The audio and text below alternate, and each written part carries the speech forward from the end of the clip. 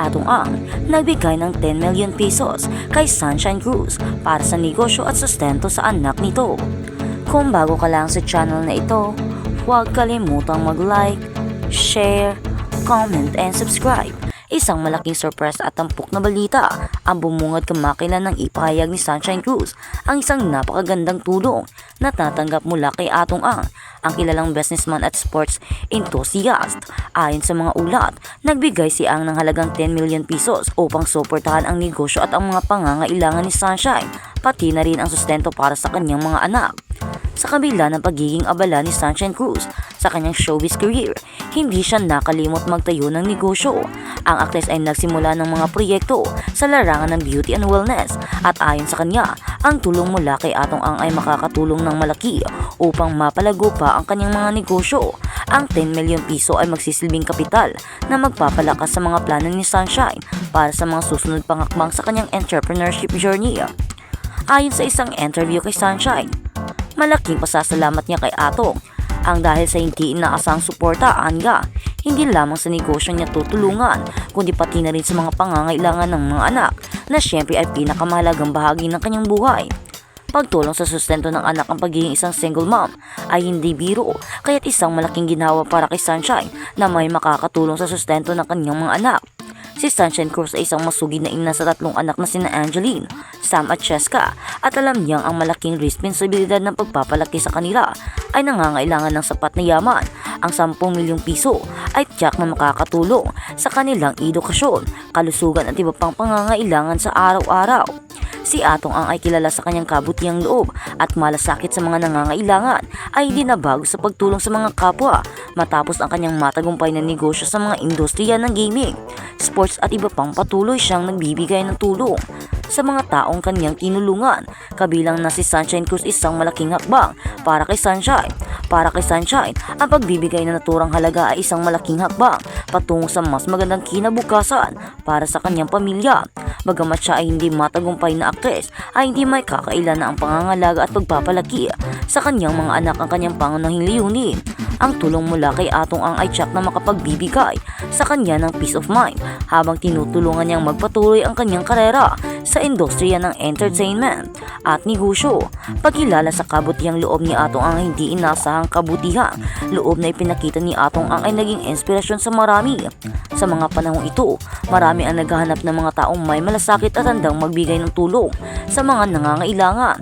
Sa pamamagitan ng kanyang aksyon, pinatunayan ni Ang na sa kabila ng lahat ng kanyang tagumpay, hindi niya makakalimutang magbalik at magbigay ng pag-asa sa iba.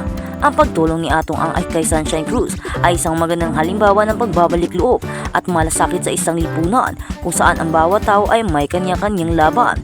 Ang mga ganitong hakbang ay nagbibigay ng liwanag at pag-asa sa mga nangangailangan.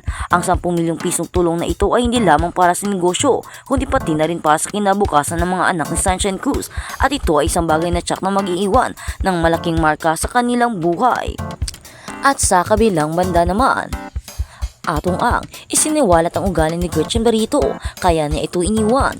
Isang nakakagulat na revelasyon kung ano ang kay Atong Ang muling nagpasiko sa mga balita at usap-usapan. Sa showbiz, kamakailan isiniwalat ng negosyante ang mga hindi kilalang aspeto ng kanyang relasyon kay Gretchen Barreto at kung bakit niya ito iniwan. Ayon kay Atong, ang mga ugali at mga hindi pagkakasunduan sa loob ng kanilang relasyon ay naging pangunahing dahilan kung bakit nagdesisyon siyang magtakda ng distansya at magtapos sa kanilang samahan. Si Gretchen Barreto, na kilala sa kanyang pagiging open sa publiko at madalas na pumapalo sa mga kontrobersya, ay nakatanggap ng hamon sa buhay nang ipahayag ni Atong ang mga dahilan ng kanilang paghihiwalay. Sa isang pahayag, binanggit ni Atong na bagamat may mga magagandang alaala sa kanilang relasyon, dumating ang pagkakataon na hindi na nila napagkasunduan ang mga bagay na may kinalaman sa kanilang personal na buhay at na ugali at pananaw sa buhay. Ayon kay Atong Ang, naging mahirap para sa kanya ang magpatuloy sa relasyon dahil sa mga matinding pag-aaway at hindi pagkakasunduan nila ni Gretchen sa ilang mahalagang aspeto ng kanilang buhay.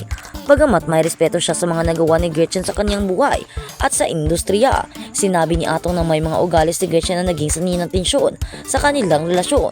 Hindi niya idinitali ang mga ito, ngunit malinaw sa mensahe na ang mga hindi pagkakasunduan ay nagdulot ng pagka-frustrate sa kanya. Ibinahagi ni Atong na sa kabila ng kanilang pagmamahalan, Mayroon ding mga personal na katangian si Gretchen na naging sagabal sa kanilang relasyon at hindi na nila nahanap ang tamang paraan upang magkasundo. Inamin niyang mga hindi pagkakaindihan ay nagdulot ng matinding emosyonal na paghihirap sa kanilang dalawa. Gayon din sinabi ni Atong ang mga alitan at hindi pagkakaunawaan ay nagbigay ng pansin na hindi niya kayang buhatin pa, kaya't pinili niyang magtakda ng distansya mula kay Gretchen. Habang may mga ilan na nagsasabing ito ay isang hakbang na ni Ato upang linisin ang kanyang pangalan sa mga mata ng publiko, may mga nagbigay din ng opinyon na ang pahayag na ito ay isang pagkakataon ni Atong Ang na magbigay liwanag sa mga kaganapan sa kanilang relasyon. Gayon pa man, hindi rin nawawala ang mga kritisismo kay Atong na sinasabing marahil ay may bahagi din siya sa mga hindi pagkakasunduan. Sa kabilang banda, si Gretchen Barreto na hindi kilala sa pagiging tahimik sa mga isyu ay agad sumagot sa mga pahayag ni Atong. Ipinahayag niya na mga sinabi ni Atong ay walang katotohanan at nagsilbing pag-atake lamang sa kanyang pagkatao. Ayon kay Gretchen, hindi siya ang tipo ng tao na pabayaan ang relasyon at siya'y naniniwala na may mga dahilan na hindi napag-usapan sa publiko. Hindi rin nakaligtas sa kanya ang mga pahayag ni Atong at agad niyang itinanggi ang mga bintang na ito. Ang isyong ito ay muling nagbigay ng bagong pananaw sa mga ugnayang may kinalaman sa showbiz. Hindi madali ang mga relasyon sa ilalim ng matinding public scrutiny. Ang mga tulad ni Gretchen at Atong ay nagsisilbing halimbawa ng mga pagsubok na kinakaharap ng bawat isa sa kanilang personal na buhay, bagamat hindi pa rin malinaw ang buong kwento ng kanilang paghihiwalay. Ang mga pahayag ni Atong ay nagbukas ng pinto para sa publiko upang mag-isip at magsuri ng mga aspeto ng mga relasyon sa showbiz na madalas ay napag-usapan lamang sa mga chismis. Sa kabila ng mga kontrobersya, ang mga hakbang ni Atong Ang at Gretchen ay nagsisilbing paalala na ang bawat relasyon ay may dalawang panig at minsan ang mga desisyon na ginagawa ng bawat isa ay hindi laging naiintindihan ng iba.